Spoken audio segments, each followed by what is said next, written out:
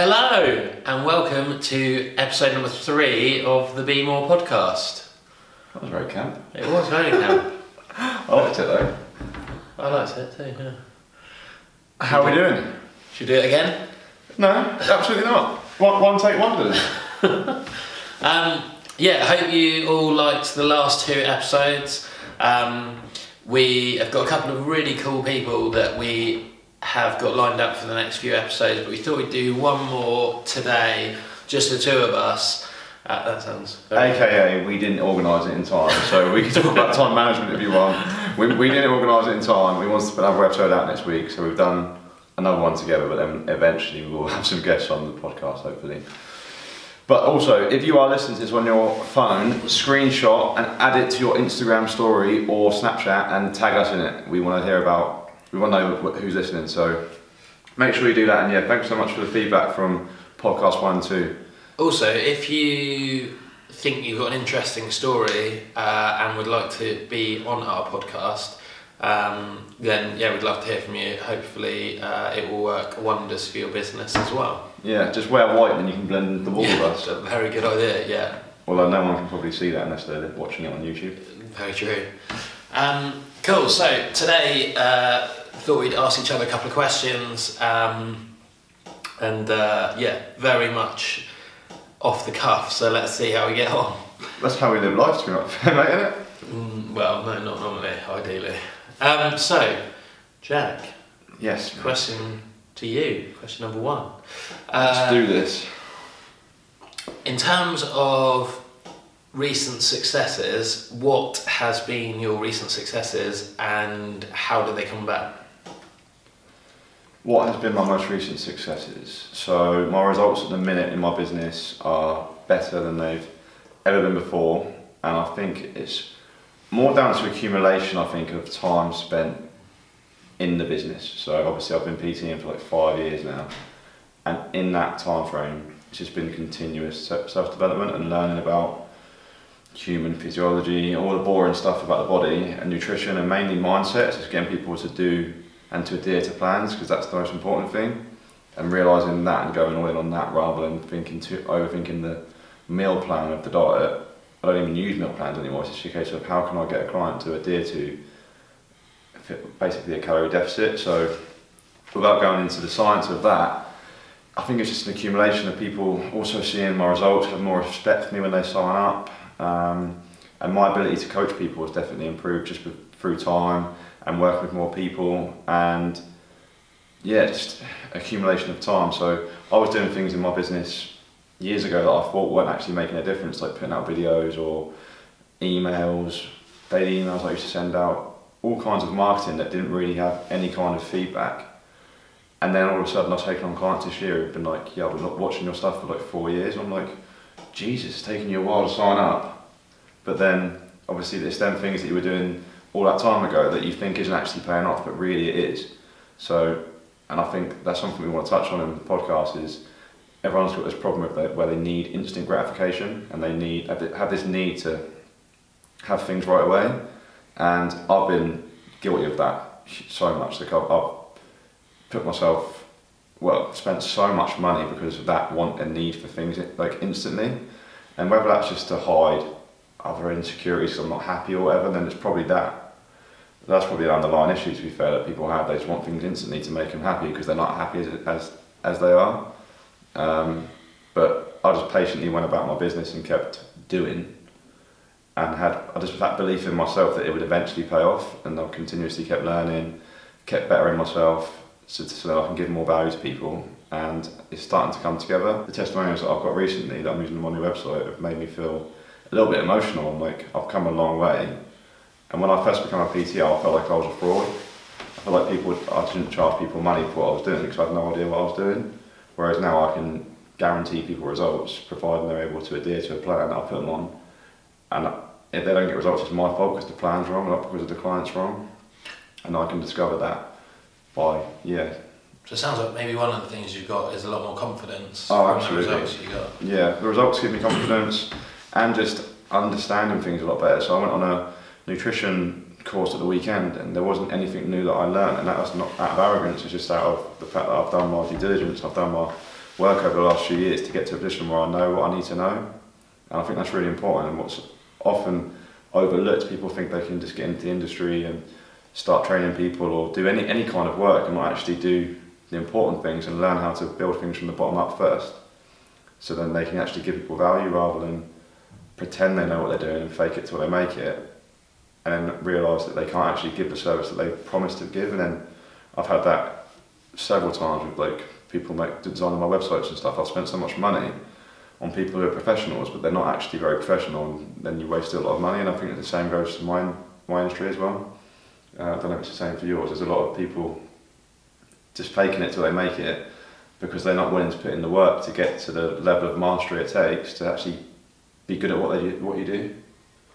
Yeah, definitely. I think, you know, particularly lettings, estate agency, there are a lot of people who go into it because there's, you know, either they don't know what else they want to do, or I don't know why, but for whatever reason they think that there's something, I don't know whether it's glamorous or you could earn a lot of money or whatever it is, but they go into it for the wrong reason, and ultimately you end up coming up against those people, and it's very, very easy and very quick to find out whether somebody does or doesn't know what they're talking about. Absolutely. Particularly if you hear them like giving advice, or, you know, very often obviously we don't ever hear our competitors, but quite often you hear stories from other people. You know, fairly often someone will invite maybe 3-4 agents out to their house, and there are some really good people in our industry, there's some really good people locally, but there's also some people, you know, with still a lot to learn, to be fair, and everybody starts somewhere, but it's just, I think, gosh, probably in most things, you don't realise what you don't know, and then suddenly when you've learned a bit, you realise how much more there is to learn. Absolutely. Yeah, definitely. Yeah, both our industries are quite glamorous on the art. I think that's why people get into them initially, and then they realise that dropout rates in PT world is like within 6 months, and no one's a PT after 6 months.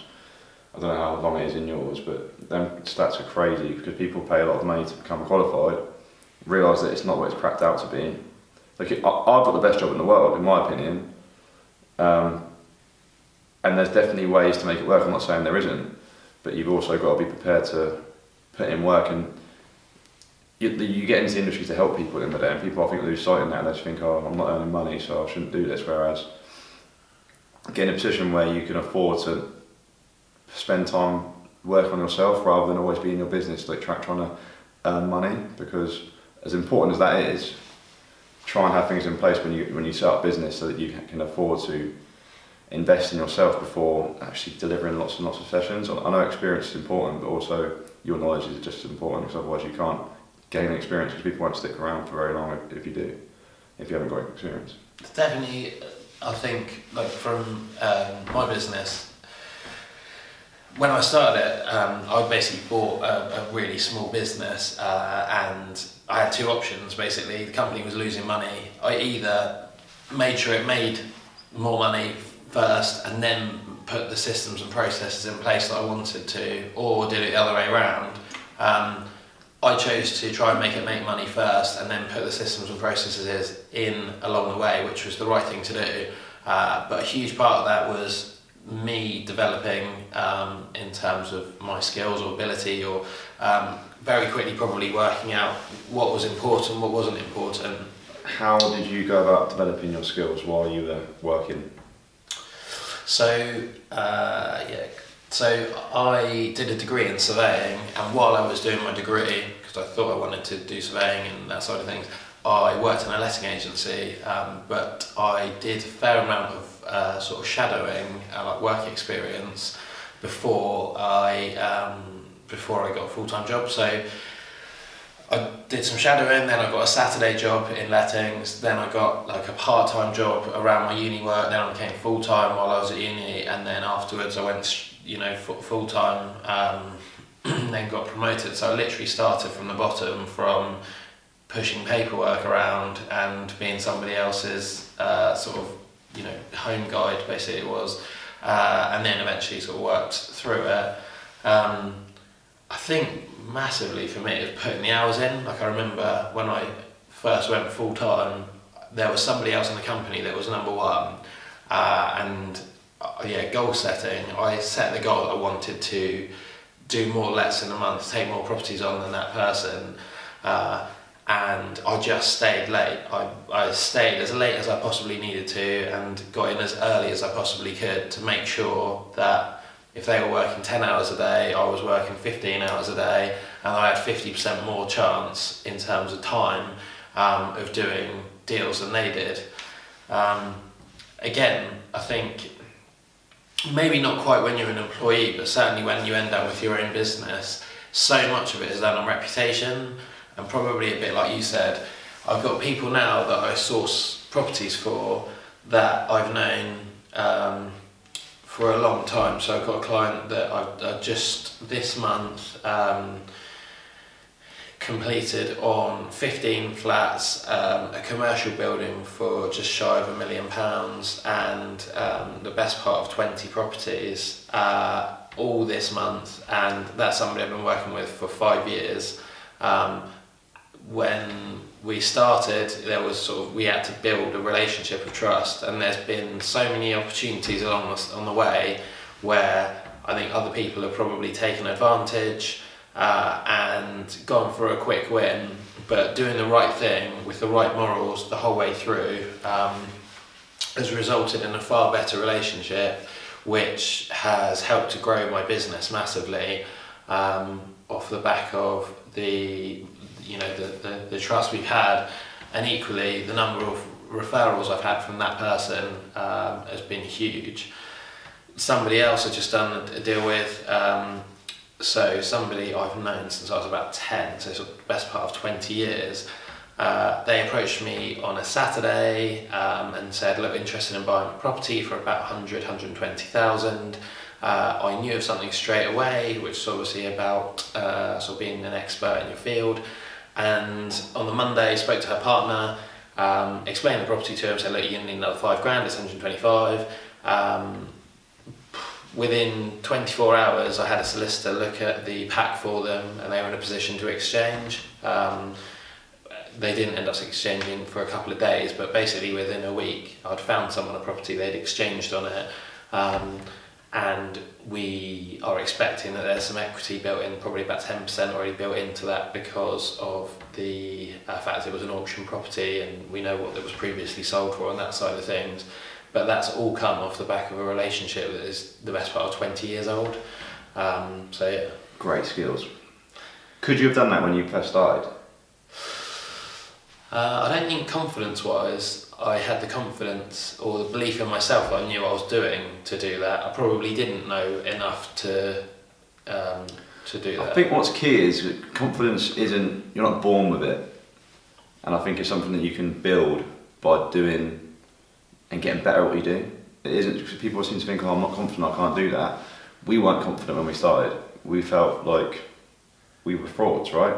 It's funny, isn't it? Because like at the moment I see lots of videos of property sourcing is becoming really sort of, I don't know, whether it's fashionable or people think they can get into it with no money, and then it's a way for them to end up joint venturing with other people.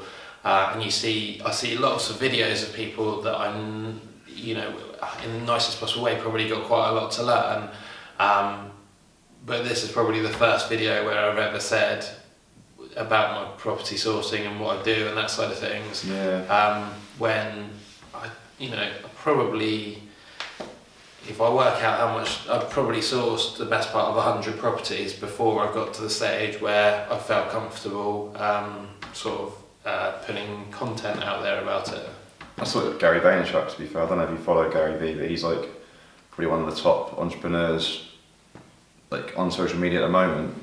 And he didn't start doing anything on social media for like 10 years. He built a business before, and now he can talk about business, and I think he stands behind that, whereas a lot of people, like you said, are just all of a sudden becoming entrepreneurs because it's become the cool thing to do, and they're doing these cool jobs, but really they probably need to put a bit more graft in first to be able to put content out there. But I also believe that you've just got to throw yourself into deep end as well and put content out there, because you can't, that's how you grow, right? So I'm on the fence, to be fair, to a degree, but then yeah, you can suss someone out pretty quickly if they're faking it till they make it. But I think the key thing is like having patience in what you're doing, and then backing it up with daily tasks that you put into play. because you know where you want to go, and having that self-belief and patience to work at that. So it's like a macro goal, but then micro things daily you're doing to ensure that you get there. So it's all good thinking, yeah, these guys said 5 years, but you won't still get anywhere in 5 years if you aren't controlling what your day-to-day activities look like. So if you aren't nailing the small things that are easy to do and easy not to do at the same time every day, and in 5 years, no matter how patient you are, it means fucking nothing because you aren't doing the work that's required. So you've got to figure out, and reverse engineer the goal you've got set in place. And that's what we'll talk about in a minute about goal setting. So what is that goal? And think, what I've actually got to put in place to make that happen. If you don't know that, then you've obviously got to do research at the same time. So I think an awesome thing to do would be look at someone who's doing what you want to do and figure out how they've done it. And you can even contact them. Like, everyone's contactable these days. Like, when my dad grew up, he couldn't do that kind of thing because there was no chance he could email, I don't know, who was the most successful person 4 years ago and just say, can you help me? Whereas nowadays, social media is such an open platform, you can pretty much contact anyone and their PA will get back to you or something. You can always find a way to contact someone, and you can always watch their journey, because they do documentaries nowadays, YouTube channels, like everyone's doing things, and you just need to watch what they do and don't copy, but then think, what things can I implement also that they're doing that I can use my personalities and skills to then go and do as well, because everyone's different and you've got to have your own angle. But if you can emulate what they're doing to a degree, then it's going to move the needle faster than if you keep doing what you're doing, because that isn't getting you where you want to be. It's a bit like sort of, you're reading The Slight Edge, and it's a bit like literally just thinking of another deal I've just done, the office block that was, just shy of £1 million. I'll probably end up getting the best part of 20 flats to let out of that one. And that was purchased from somebody that, again, I've probably dealt with for the last 2 or 3 years. And sitting here, I can think of times when that relationship could have gone pear-shaped very easily had I not gone the extra 5%, 10%, 15, 20% on what other people were prepared to do, or perhaps what would be expected or what I was being paid to do. And that's for no instant reward either. That's just literally by giving that person extra service. And that isn't thinking that one day he might buy it and earn me lots of money. It's just being a good person. And I think looking after other people. Like I get messages at times in the day where I'm thinking, are you sure? Are you actually messaging me this time of night? But I'll always still reply as fast as I can, because I know that person needs me in that moment. Whereas there's other PTs, or I don't want to bitch about other people, but who don't care enough about their job and not people that they work with, where they don't give that service no matter what time of day it is. And it's always, I think I've even been guilty of it before, in times where I haven't been as involved with my business or understood enough about personalities and coaching people, where I haven't given them the reply that that person needed, because everyone needs to be spoken to in a different way, because everyone's different, and we've all got our own way of, there's a way of communicating with every different person. And as you get older, I think as well, I've got older, I've learned how to do that. It's just like when I grew up, I watched football managers and the way they used to speak to players differently, and now I understand that, because you've got to be able to communicate with people differently, because everyone's different, and you can't use this one way fits all approach with every person, which is why like podcasting can be so difficult, because you're not actually talking to one person, you're talking to a large greater audience. But it's a bit strange, isn't it? Because you're talking to a camera, yeah, hoping that then you've also got to have like your avatar in mind, and thinking, who can I bring value to with this podcast? So we're trying to bring value to people who want to try and get more out of their life, and there's only certain people that are going to want to listen to this podcast, because a lot of people think, oh fuck these pricks, we don't want to listen to what they've got to say.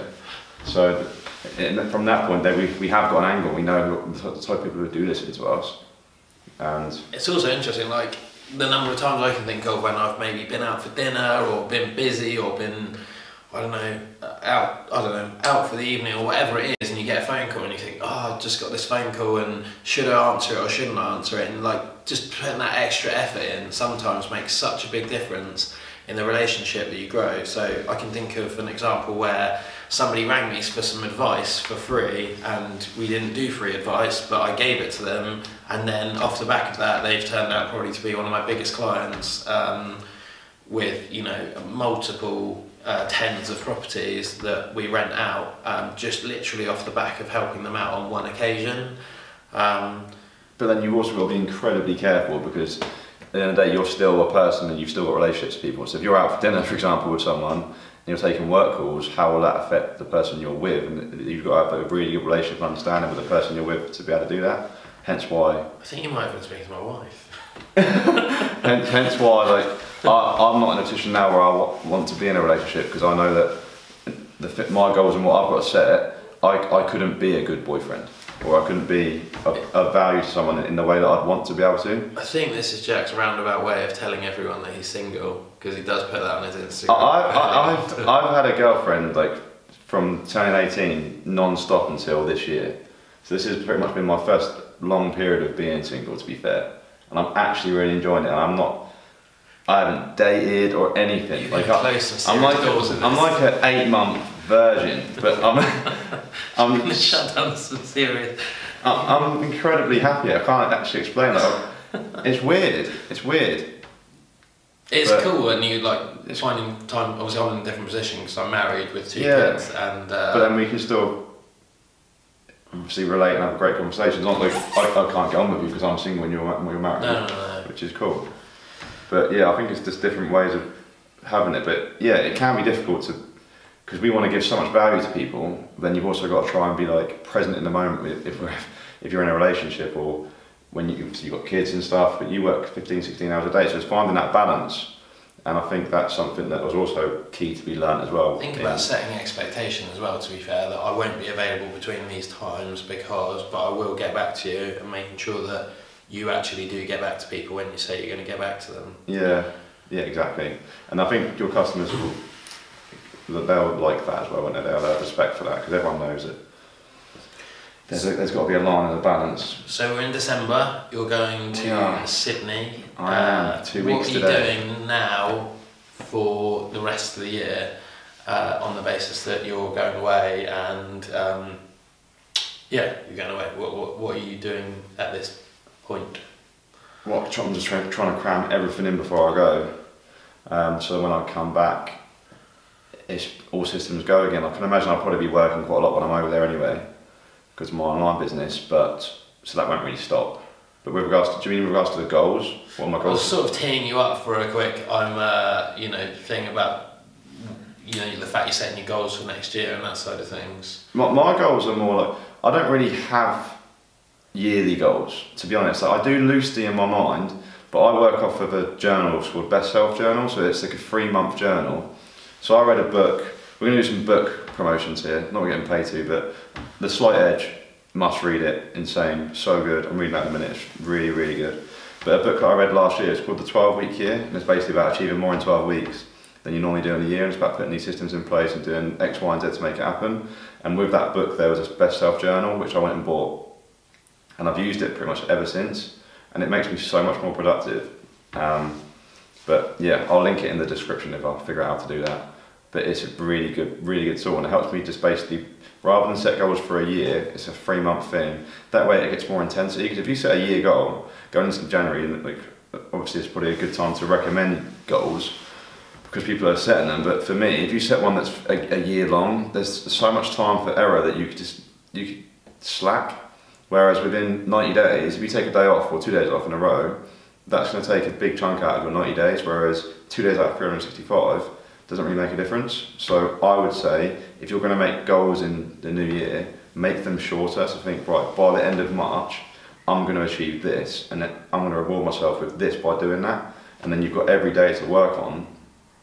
Obviously, like I said earlier about reverse engineering the goal you've got set, what you've got to do daily to make that happen, then you know that you've got 90 days where you don't take the foot off the gas and you actually push towards that goal, because that's way more efficient, and you will literally achieve more in 3 months than everyone else does in a year, because you're actively doing things, whereas everyone else is like, oh yeah, that's my goal, and then really within 2 weeks they can't sustain it because they're going too far in and going way too aggressive.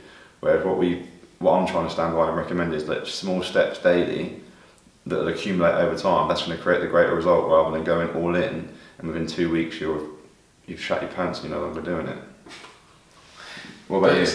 So them 2 books were Slight Edge and The 12-Week Year, and the journal was the Best Self Journal. So yeah, definitely I'd recommend starting January with the Best Self Journal, and then you literally, what it does is it enables you to manage your time a lot better, because you've got like a journal and time slots for your day, and then you get morning gratification, evening gratitude as well, targets for the day, and that just in general is like 3 things that you've added to your day-to-day activities by being grateful, which is huge for just like in general makes a lot of people a lot happier, and you can become more present, whereas you can get stuck in the rat race if you're just like constantly doing things that aren't actively moving you forward.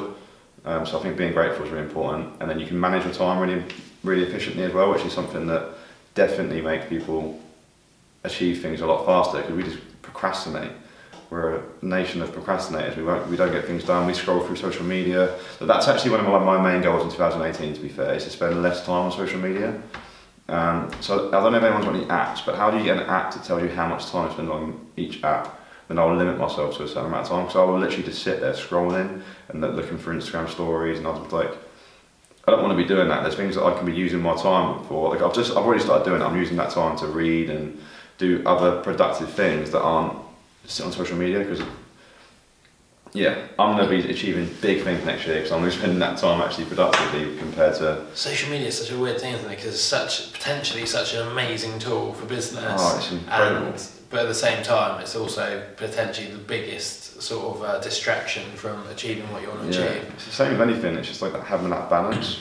Same with food, like I fucking love food, but if I eat too much of it, then I'm not going to get the results that I want. So it's just having that understanding of what's right and what's not, and then setting yourself like, I don't know, like a realistic amount of time on that kind of platform, and then realising my world shouldn't be lived on social media. I've got to go out there and spend time with people, because that's the most important thing, and I think that's more... So books-wise, obviously you mentioned a couple of books. Anything else you've read recently that you thought was brilliant, and why? So I've actually made it a habit now where I'm going to read 10 pages a day. And I have done for the last 2 months, and I'll read 10 pages a day of some kind of self-development book, and it's literally changed my life big time. I think it's made me feel so much more positive, and you're actually doing things every day. And I know you're probably thinking, I don't have time to do that.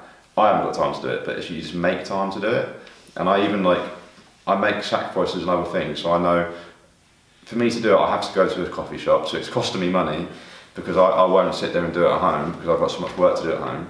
So I take myself away from home, and I go into a coffee shop, get myself a big black coffee, and I sit there and I read a chapter.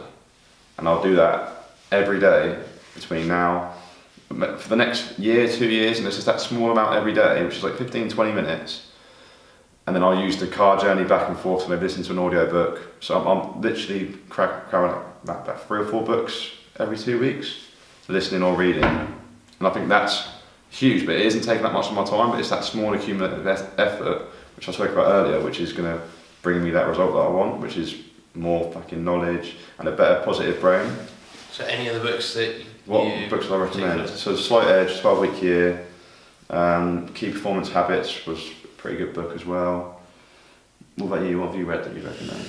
So well, actually, the 2 books I've read most recently, they're more like, well, one of them is called The Mask of Masculinity, which I'll touch on, I think, in a future podcast. And I also listened to Russell Brand's Addiction book. And they're not like self-development books as such, they're more like open up and being honest books, really. So, and just, yeah, they're difficult to talk about because they're not self-development as such, but they are, because they're making people actually think, hang on a minute, and actually think, which people like don't... self-awareness. Yeah, like awareness rather than... So it made me realise of things that I've probably had issues with and addictions to, and I'm just like, cool, this is different, and it's making me think every day, whereas before I would just go about my business and think, football, girls. So now I'm actually actively learning, which is pretty cool.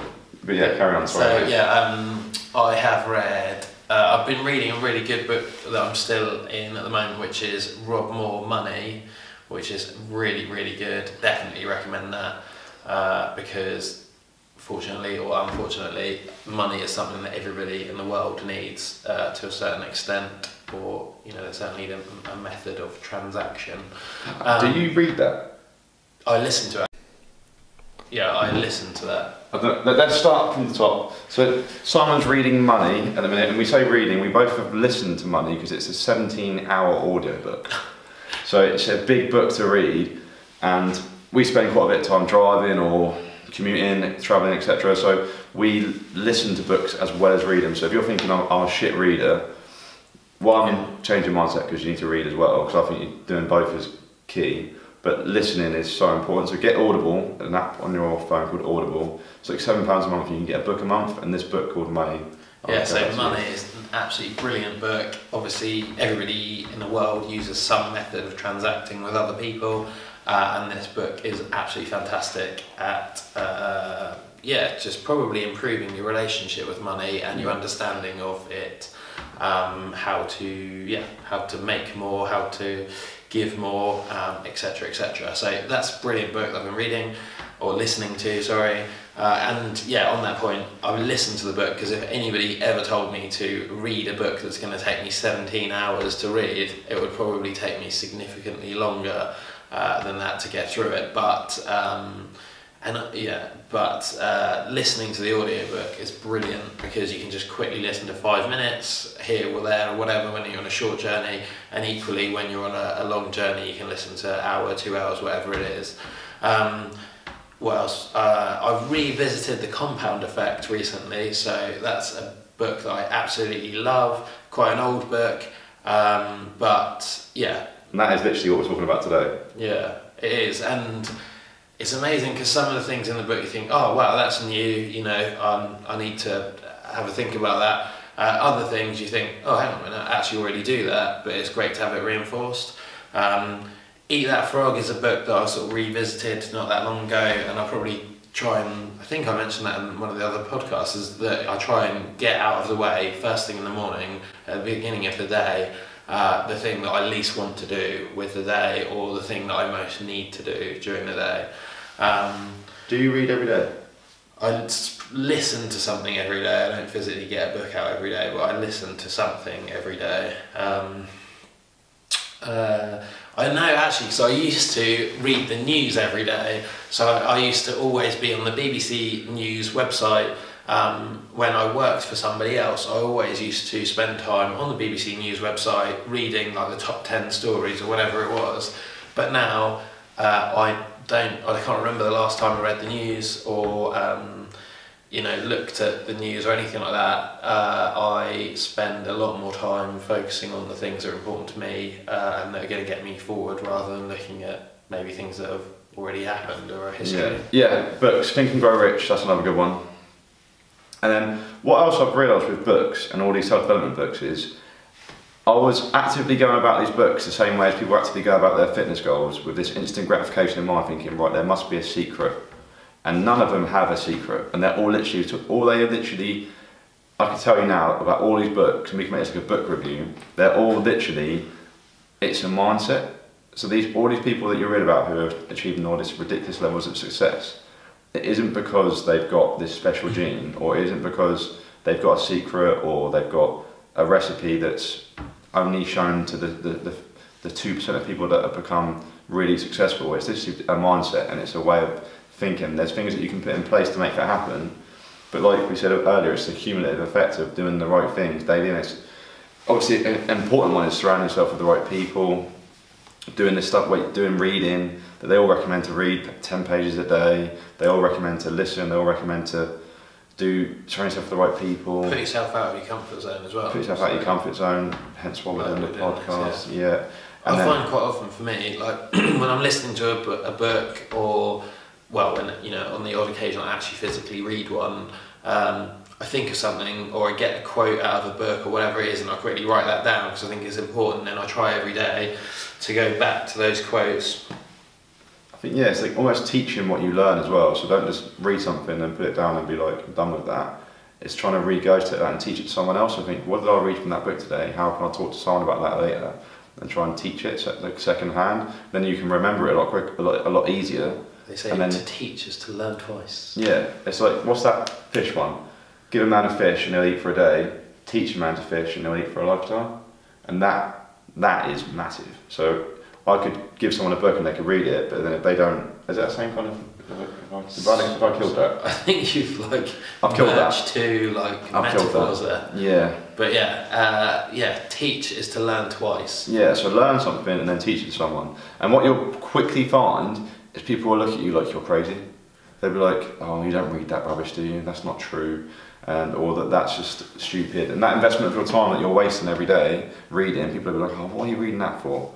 And it isn't until that accumulative effect of you continuously doing that and your actions change in your life for them to actually go, that book has some value then, did it?